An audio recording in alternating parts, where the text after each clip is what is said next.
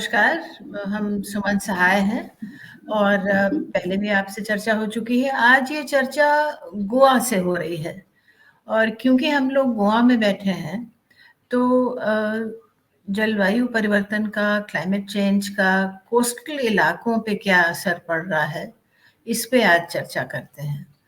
क्योंकि अगर आप देखें दुनिया भर में जो हमारे समुद्र के तट के इलाके हैं, उन पे बहुत बड़ा असर पड़ रहा है। असर तो दुनिया में कई क्षेत्रों पे पड़ रहा है या सभी क्षेत्रों पे पड़ रहा है। लेकिन जो इस वक़्त तटीय इलाका है, समुद्र के तट का इलाका, उस पे बहुत सारी चीज़ें हो रही हैं जो कि नहीं होनी चाहिए और उस पे आज हम चर्चा करते हैं। तो अगर भारतवर्ष को देखें तो हमारी कितनी लंबी कोस्ट लाइन है, करीब-करीब 4,000 किलोमीटर से थोड़ा कम, 3,700 के करीब इतनी लंबी कोस्ट लाइन है। तो अगर इसके ऊपर इतना असर पड़ रहा है क्लाइमेट चेंज का, तो ज़ाहिर है कि ये जो क्लाइमेट चेंज का असर है, ये पूरे देश पे असर करता है। बहुत सारी समुदाय हैं जो कोस्टल एरियाज़ पे रहती हैं। बहुत सारी इकोनॉमिक एक्टिविटीज़ हैं जो कोस्टल एरिया पे होती हैं और जिनके ऊपर गलत या नकारात्मक असर पड़ रहा है। तो पहले तो हम समझें कि यहाँ पे हो क्या रहा है और कितनी सारी चीज़ें हैं जो कि समझने वाली हैं।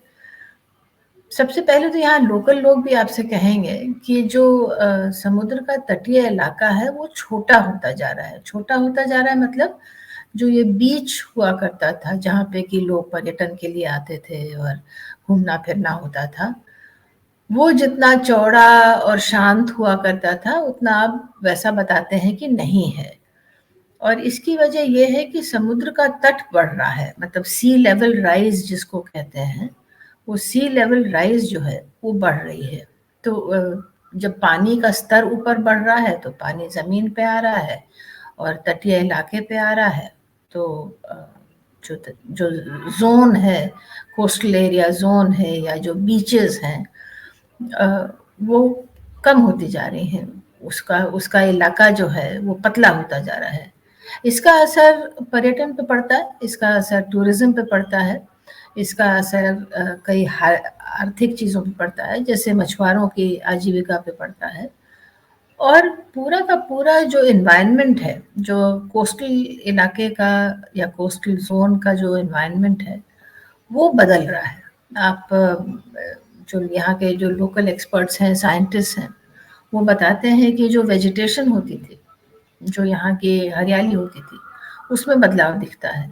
जो पेड़-पौधे अ, पेड़ तो कम लेकिन हाँ, पौधे जो पहले होते थे तटीय इलाके में, वो अब उतने नहीं हो रहे हैं क्योंकि अ, तापमान बढ़ रहा है, पानी अंदर आ रहा है और इन वजहों से जो वहाँ की जो बायोडायवर्सिटी है, उस पे असर पड़ रहा है और वो बदल रही है। इस बदलने के मतलब होते हैं कि इस बायोडायवर्सिटी के ऊपर जो निर्भर या तो इकोनॉमिक एक्टिविटी हो या बाकी और जानवर, चिड़िया हों जो निर्भर हों, उनके ऊपर असर पड़ता है।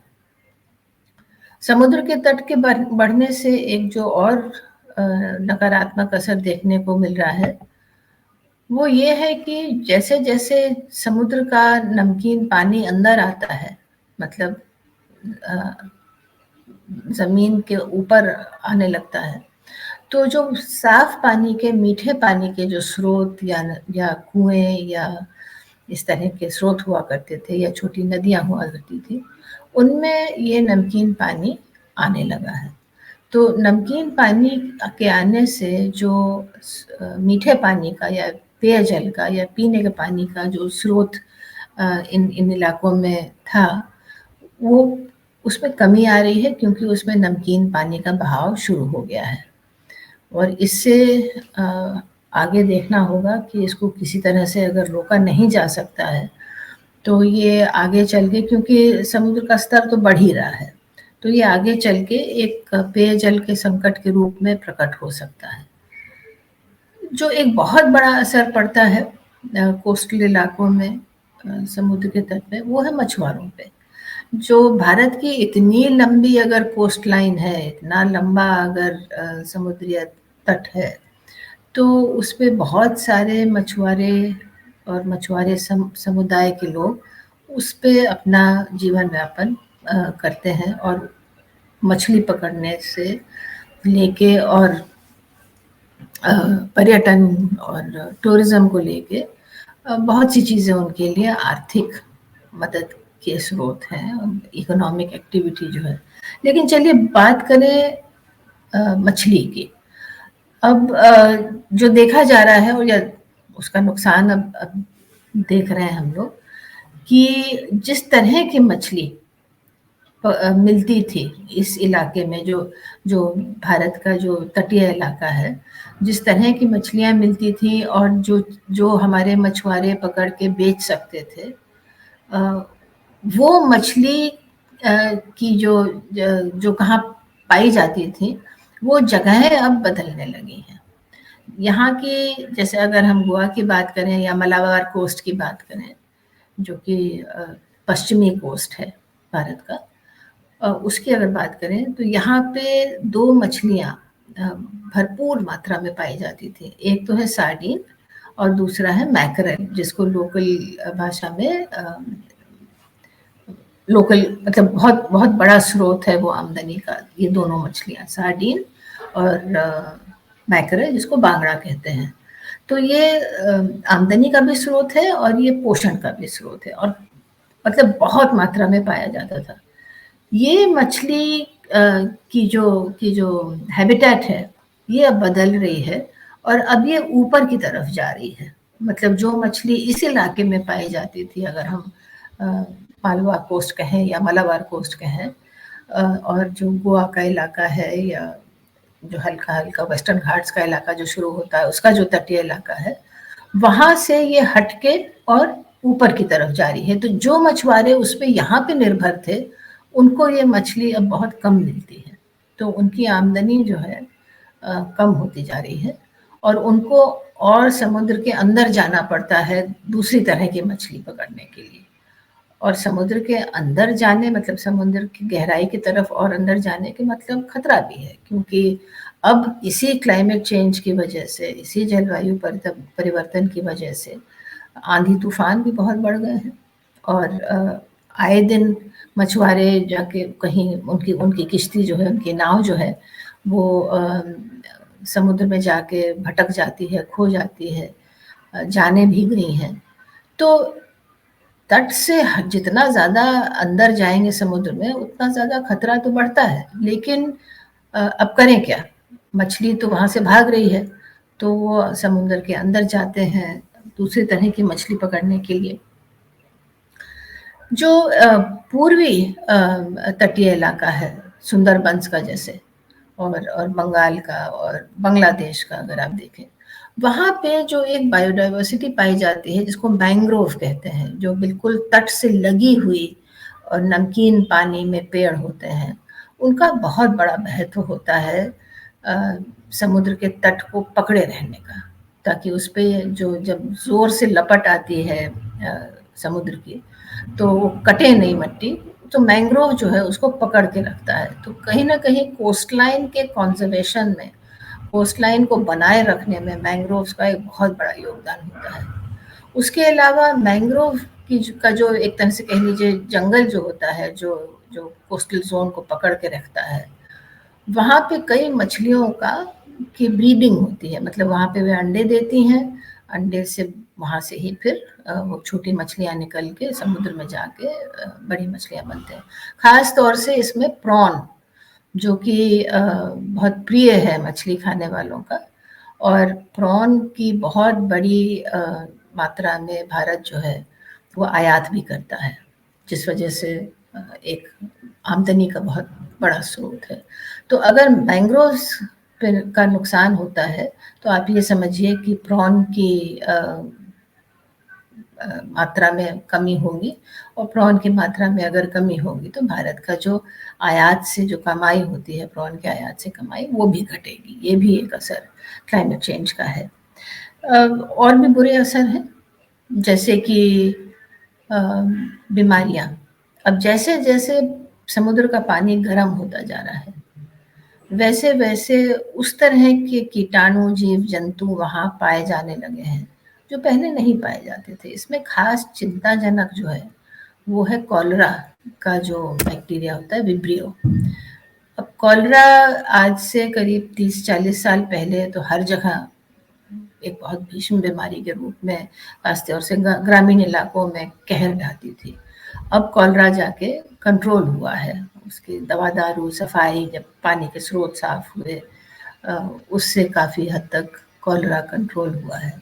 लेकिन जो अब पाया जा रहा है, खासतौर से बांग्लादेश के और बंगाल के इलाकों में, जहाँ पे कि नदियाँ आती हैं समुद्र की तरफ, वहाँ पे जहाँ पे पानी गर्म होने लगा है, वहाँ पे अब ये कॉलरा का कीटाणु पाया जाने लगा है। ये बहुत ही खतरनाक चीज़ है, क्योंकि कॉलरा अगर वहाँ से अंदर की तरफ बढ़ेगा, तो इस जलवायु परिवर्तन के जो गर्म दिन आ रहे हैं, जहाँ सब पानी जो है, नदियों का भी पानी जो है वो गर्म हो रहा है, तो ऐसा खतरा सामने दिखता है कि कॉलरा दोबारा से एक जानलेवा बीमारी हुआ करती थी।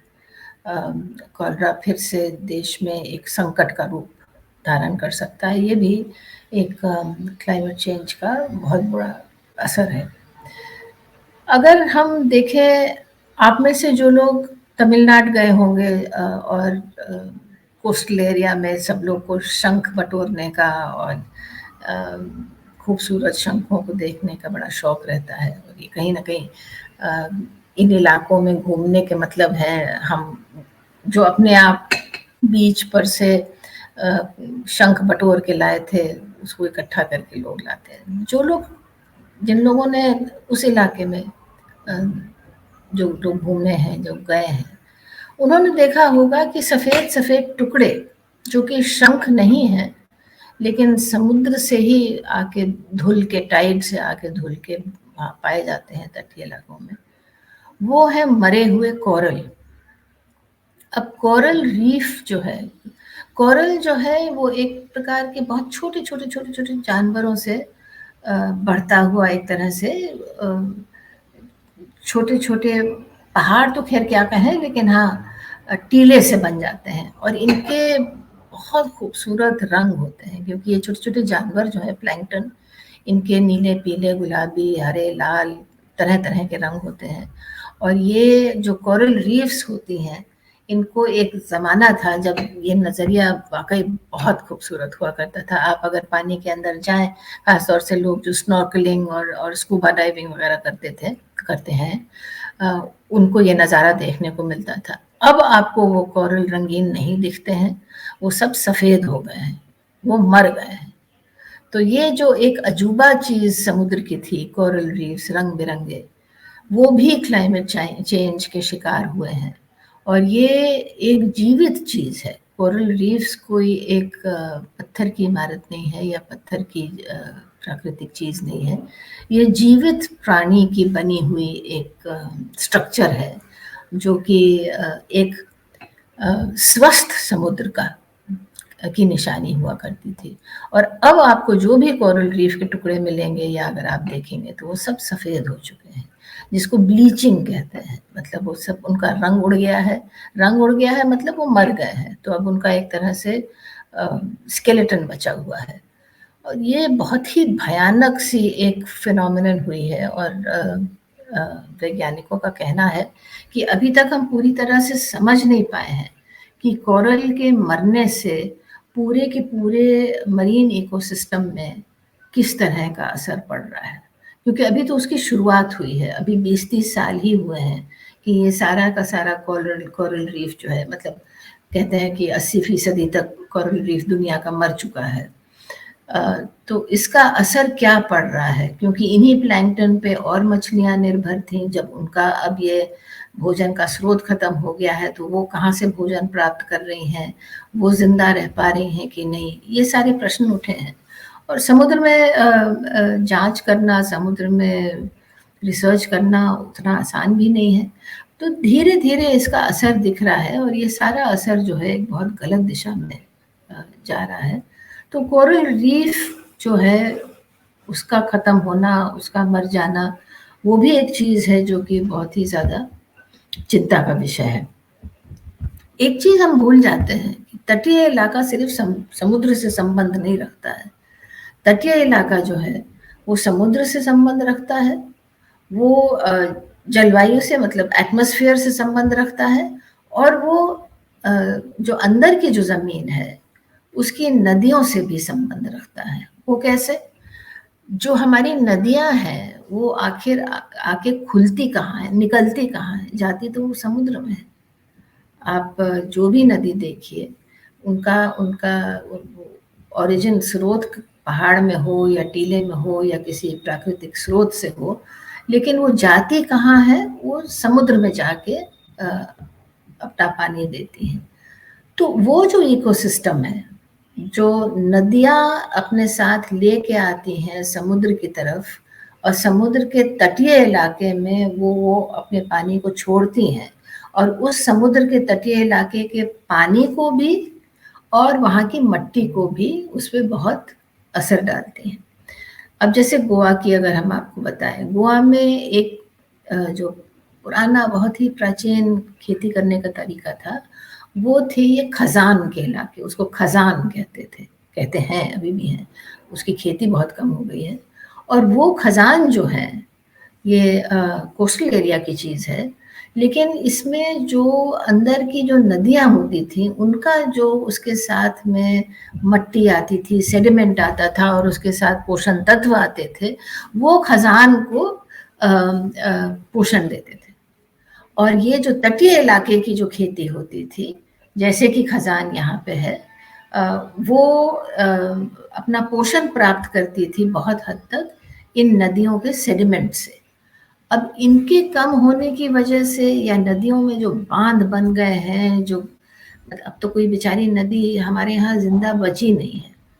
बांध लगा-लगा के नदी की जान ले ली है, और नदी की जान ली है, जो ली है, लेकिन उसका जो सारा बहाव है, उसको रोक के बहुत नुकसान हुआ है। और उन नुकसानों में से एक नुकसान ये भी है कि समुद्र के तट के इलाके में जो मिट्टी से, सेडिमेंट से, नदी के बहाव से जो पोषण आता था, जो कि तटीय इलाकों के खेतों में, खज़ान में, इस तरह के इलाकों में जहाँ पानी रुका रहता है, वहाँ की जो खेती थी, वहाँ अब वो पोषण तत्व नहीं आ रहे हैं, क्योंकि आपने हर जगह तो बांध दिए हैं। हर जगह आपने तरह-तरह से नदी को बिल्कुल बर्बाद कर दिया है। तो ये इसका असर तटीय इलाके की खेती पे दिख रहा है। अब हम गोवा की ही अगर बात करें, यहाँ लोकल लोगों से जब बात हुई थी, तो बताते हैं कि खज़ान कितने लाख हेक्टेयर में फैला था। वही था यहाँ पे, क्योंकि पानी, नमकीन पानी भी आता है और मीठा पानी भी आता है, तो यहाँ की खासा खेती हुआ करती थी। और खासा खेती के मतलब इसमें खासा प्रजातियाँ हुआ करती थी। धान की खेती होती थी ज़्यादातर, तो बहुत महत्वपूर्ण तरह के धान की यहाँ प्रजातियाँ पाई जाती थी, जिनमें जिनको कि नमक बर्दाश्त, मतलब मिट्टी में नमक बर्दाश्त, सैलिनिटी टॉलरेंस जिसको कहते हैं, बर्दाश्त करने की क्षमता थी, और ये कम होती जा रही हैं। ये सुंदरबंस के इलाके में भी दिख रहा है, मतलब पूर्वी तट में भी, पश्चिमी तट में भी, ये दोनों तरफ नुकसान दिख रहा है, जिसका कि क्लाइमेट चेंज से भी संबंध है, और हमारे पागलपनी की पॉलिसी से भी संबंध है, जहाँ हम नदियों को तो बर्बाद कर रहे हैं, पता नहीं किस हाइड्रो इलेक्ट्रिक पावर के लिए, लेकिन पूरे के पूरे इकोसिस्टम्स जो हैं, पूरे के पूरे पर्यावरण के क्षेत्र जो हैं, वो बर्बाद होते जा रहे हैं, और आगे वाली पीढ़ी इनसे कैसे निपटेंगी वो भगवान ही जाने। दो चीज़ और, एक तो हमारे यहाँ जो पोर्ट्स हैं, जो जहाँ पे बड़ी-बड़ी जहाज़ आते हैं, जहाँ से आयात निर्यात होता है, तो ये पोर्ट्स जो हैं, इनकी एक समुद्र का ऐसा इलाका ढूँढते हैं जहाँ पे पोर्ट बनता है, जहाँ चीज़ें बड़े जहाज़ों के लिए मुफ़ीद हों, जो बड़े जहाज़ जहाँ आ सकें, और जहाँ पे उस तरह का पानी की गहराई हो और उस तरह से एकदम से गिरा हुआ तट ना हो, ऐसा तट हो जहाँ पे कि जहाज़ और मतलब आके और समुद्र के पानी और तट में ऐसा एक मेल सा हो जहाँ से सामान वगैरह बंदरगाह पे जैसे सामान उतारते हैं, चढ़ाते हैं, वो अच्छी तरीके से हो जाए, बिना दिक्कत के हो जाए। तो वो चीज़ एक बहुत ढूँढ-ढूँढ के आदमी हर देश में होता है, बहुत ढूँढ-ढूँढ के वो तट का इलाका देखते हैं जो कि पोर्ट के लायक बंदरगाह के लायक सही है। अब क्लाइमेट चेंज की वजह से 2-3 चीज़ें हो रही हैं जो कि हमारे पोर्ट्स पे असर डाल रही हैं और अगर ये ऐसा चलता रहा जैसे कि अगर ये अ, पानी का बहाव जो है, वो अंदर की तरफ बढ़ता जाएगा, तो पोर्ट की शक्ल बदलेगी और बदलने लगी है। तो इस पे आप कुछ हद तक तो मैकेनिकली खोद-खोदान करके कुछ बचा सकते हैं, लेकिन ये कब तक चलेगा? तो ये जो हमारे बंदरगाह हैं, जिस पे कि हमारा सारा आयात-निर्यात जहाँ से होता है और भारी भरकम चीज़ों का, लोहे का और कोयले का और बड़ी-बड़ी चीज़ों का, बड़े-बड़े भीषण जहाज़ आते हैं। उसका भविष्य क्या है? अ, अगर हमारे कोस्टल एरिया में, कोस्टल ज़ोन में अगर इस तरह का परिवर्तन आ रहा है, तो क्या हमारे बंदरगाह जहाँ पे थे और सफलतापूर्वक काम करते थे, क्या वो आगे भी कामयाब रहेंगे? ये आज एक प्रश्न चिन्ह उठ गया है। इस पे विशेषज्ञ लोग, खासतौर से नेवी के लोग और पोर्ट ट्रस्ट के लोग, मतलब हमारी जो सरकारी संस्थाएँ हैं, हमारे जो वैज्ञानिक हैं, सभी देख रहे हैं कि इसमें किस तरह का बदलाव आ रहा है और इससे कैसे निपटा जाए कि हमारे क्योंकि एक पोर्ट बनाना बहुत ही बड़ा काम, बहुत ही महँगा काम होता है। आप आज यहाँ बनाया, कल वहाँ बनाया, ऐसा नहीं कर सकते हैं। आपको ऐसी जगह अनुकूल जगह मिल जाए, ऐसा भी नहीं है। तो इसलिए ये एक चीज़ है जिसको कि लोग एक चिंताजनक नज़र से देख रहे हैं और अगर इस पे बहुत ज़्यादा असर पड़ा, तो एक नीति देखनी पड़ेगी कि इसके असर को कम कैसे किया जाए और हमारे पोर्ट्स कामयाब कैसे बने रहें, ताकि हमारे निर्यात पे ज़्यादा बुरा असर ज़्यादा जल्दी ना पड़े। एक चीज़ और जो हो रही है और इससे इस विषय को लेके फिर हम अपनी बात समाप्त करते हैं। कोस्टल इलाकों में क्योंकि अ, हर हर देश का अपने तट से और समुद्र की तरफ एक हद तक आपकी उसको उसका स्वामित्व आपका है, आपकी प्रॉपर्टी मानी जाएगी, वो भारतवर्ष का इलाका माना जाएगा। उसके बाद वो इंटरनेशनल वाटर्स हो जाते हैं, जिस पे कि आपकी कोई दखल नहीं है। फिर वो यूएन के इंटरनेशनल लॉज़ वगैरह हैं। लेकिन इससे जो हो रही है एक चीज़ जो कि हमारे मछुआरों के आजीविका पे असर डालती है, वो है कि अगर हमारी मछलियाँ जो हमारे कोस्टल एरिया में थीं, जहाँ जितना इलाका समुद्र का भारत के स्वामित्व का है, जितना कोस्टल एरिया से लगा हुआ समुद्र जो जो हमारा है, अगर मछली वहाँ से बाहर जाके और चली जाती है समुद्र के दूसरी तरफ, तो फिर वो मछली का शिकार करने का अधिकार मात्र हमको नहीं रहता है।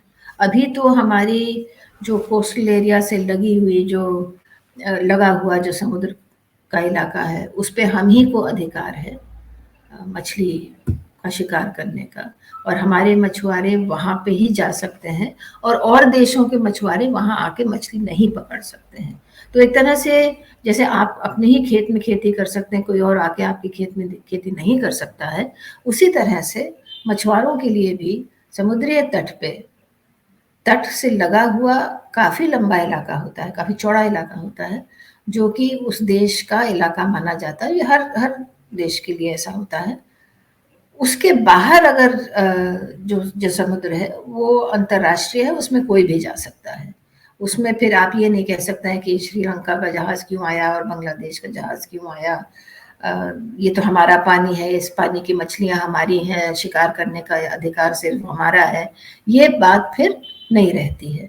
तो इंटरनेशनल वाटर्स में अब हमारी बहुत सारी मछलियाँ जाने लगी हैं। इसी अ, पानी के तापमान के बढ़ने में, पानी में जो मिट्टी आ रही है उसके बढ़ने से, जो जिसको कि एसिडिफिकेशन का एक प्रोसेस कहते हैं, क्योंकि जलवायु में कार्बन डाइऑक्साइड भी बहुत बढ़ गया है और वो जब पानी से मिलता है तो एक हल्का-सा तेजाब-सा बन जाता है। तो जो समुद्र का पानी है, एक तरह से उसमें हल्का-सा अब तेजाब भी अपने पैदा होने लगा है, जिसको कि एसिडिफिकेशन कहते हैं। एसिड माने तेजाब, एसिडिफिकेशन माने तेजाब अ, की प्रॉपर्टीज़ होना। उससे मछली जो है, कौन-सी मछली वहाँ पे ज़िंदा रह सकती है और अपने अंडे दे सकती है, वो बदलने लगता है। और वो अगर फिर समुद्र की तरफ जाएँगी, तो फिर वो आपके शिकार में के लिए नहीं है उपलब्ध। फिर वो जिसकी भी नाव वहाँ पहुँचे, वो उसका शिकार कर सकते हैं। तो मतलब आपके लिए जो एक चीज़ आपके हाथ में थी, जो मछलियों के पॉपुलेशंस जो थे आपके पास, जिसका शिकार सिर्फ़ आप कर सकते थे, वो अब बदल रहा है, वो अब इंटरनेशनल वाटर्स में जा रहा है और इंटरनेशनल वाटर्स में जैसे गया वो, तो ये जो बड़ी-बड़ी कंपनियाँ हैं, जिनके बहुत बड़े-बड़े जहाज़ हैं, जिस पे सारी मशीनरी लगी हुई है, जिनको ट्रॉलर्स कहते हैं और जो कि समुद्र का बहुत नुकसान भी करते हैं, लेकिन वो एक दफ़े घूम जाएँ, तो फिर वो सभी बटोर लेते हैं। तो ये रही बहुत सारी चीज़ें जो कि नुकसान हम देख रहे हैं तटीय इलाकों में और ये जलवायु परिवर्तन का ही नतीजा है, क्लाइमेट चेंज का ही नतीजा है और दुनिया अगर जाग के इस क्लाइमेट चेंज को नहीं रोक पाएगी या नहीं कम कर पाएगी, तो आगे का भविष्य बड़ा खतरनाक सा दिखता है। आज के लिए इतना ही। नमस्कार।